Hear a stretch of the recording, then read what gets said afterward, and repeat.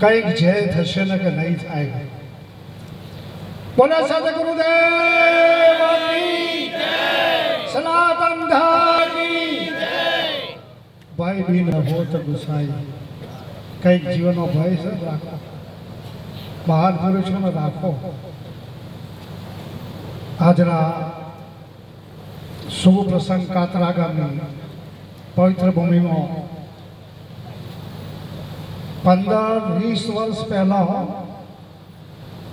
મહાન એક સંત મેળાવડો થયેલો, જેમાં ઉત્તર ગુજરાતની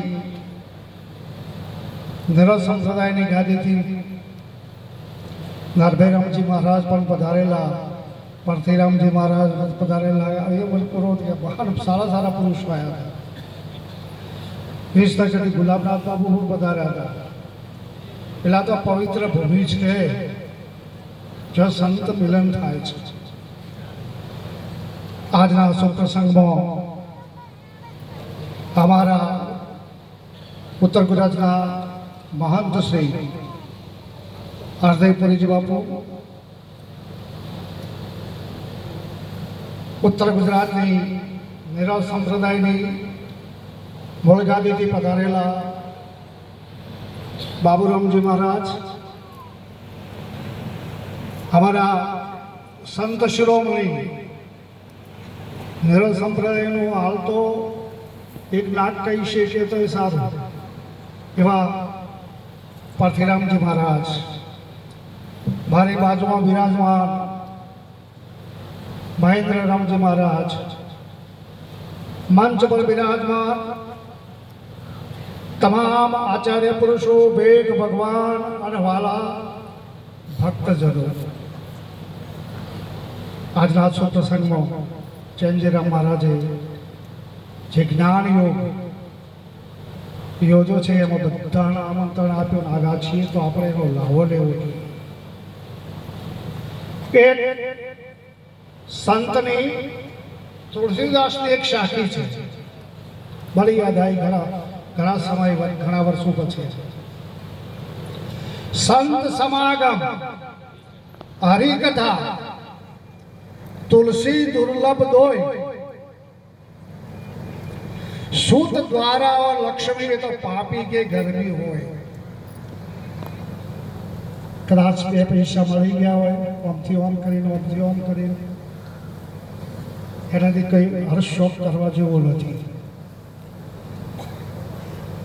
તો સંત સમાગમ, આજે સંત સમાગમ છે.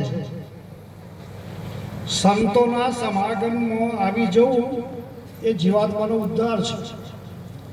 હરિકથા, આ દાડા સુધી બધાની કથા તમે સાંભળી, રામની રામાયણ સાંભળી, ભાગવત સાંભળ્યું, બીજી ઘણી કથાઓ સાંભળી, પણ આમાંથી કેટલાય હરિકથા સાંભળી છે. અને હરિકથા સાંભળી હોય તો એનું પ્રમાણ શું? કઈક તો પ્રમાણ હોવું જોઈએ ને. હરિકથા કેવી કોને? ભગવાન શિવે માં ઉમાને કીધું છે, પાર્વતીને,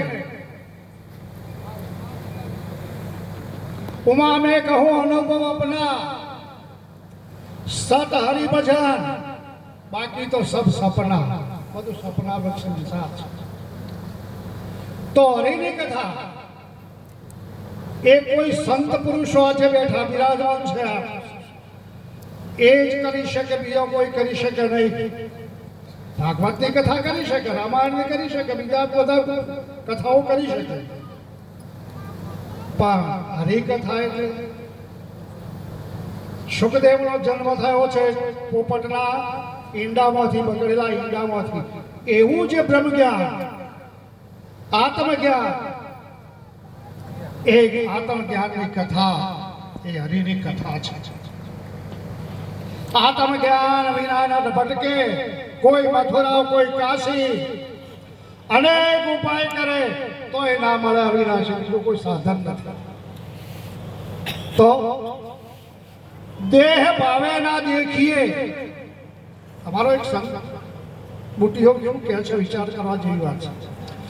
દેહ ભાવે ના દેખીએ, આત્મા ભાવે નીત. બુટીઓ કે હું બધું ઘણું શું તમને કહું, આ તો એક સમજવાની છે રીત. જો આ રીત સમજાઈ જાય તો મનુષ્ય અવતાર સફળ છે. નહીં તો ભક્ત ભજન ગાવાથી, સંત મેળાવડામાં જવાથી કલ્યાણ નહીં થાય. વિચાર કરો, તમે જે મૂળ તત્વને જાણવાનું છે તો એ જાણવાની નિશાની શું?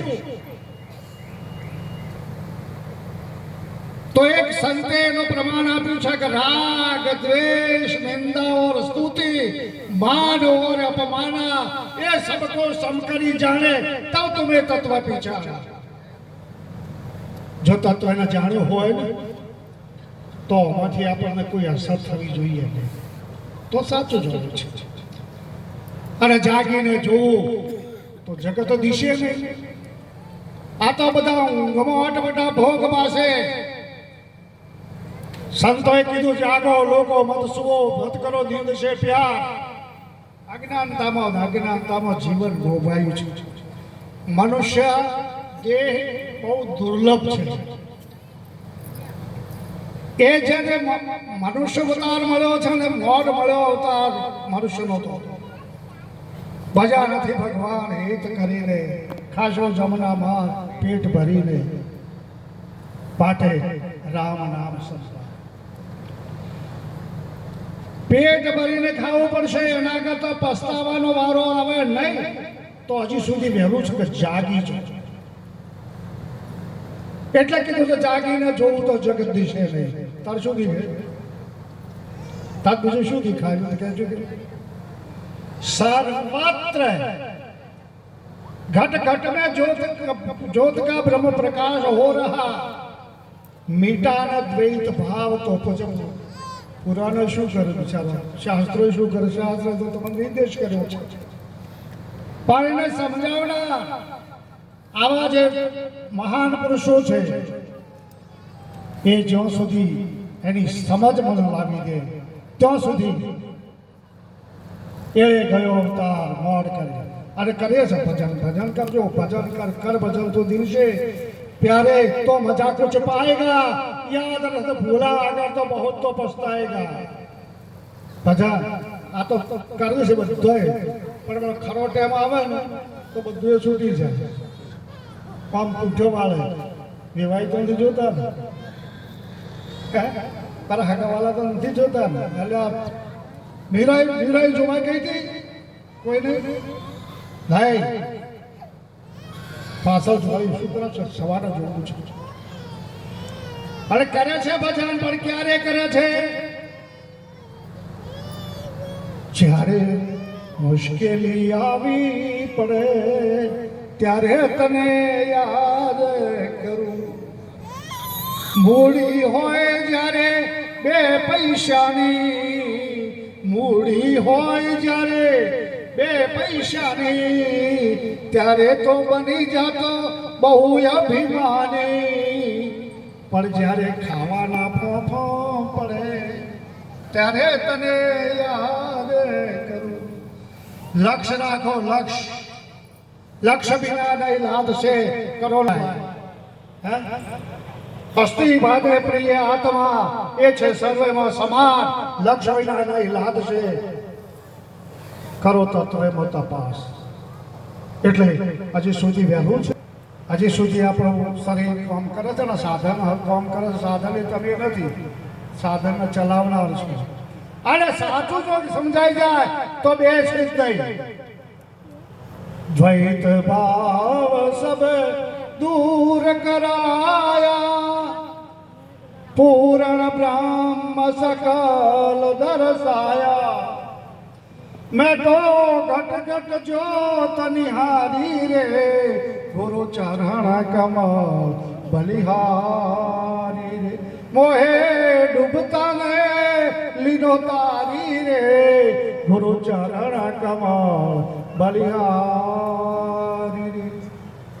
આ તો મારે તો થોડું જ કહેવું હતું, પણ બોલાઈ ગયું છે વધારે.